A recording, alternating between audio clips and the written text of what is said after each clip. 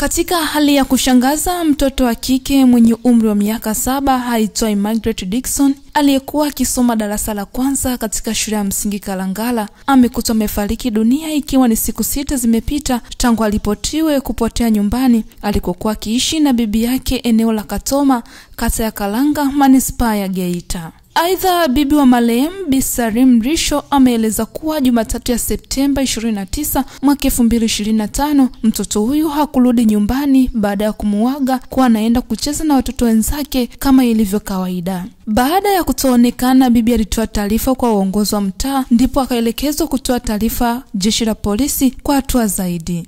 Wazazi wa marehemu ambao ni Bwana Dickson Emmanuel na Hawa Rashidi wameeleza kusikitishwa na tukio la mtoto wako kukutwa amefariki na kuziomba mamlaka za uchunguzi za ndani ili kubaini wahusika wa tukio hilo. Akithibitisha taarifa za uchunguzi wa kitaalamu, daktari kutoka hospitali ya manispaa ya Geita, Rashidi Lugwisha, ameeleza juu ya uchunguzi wa tukio hilo.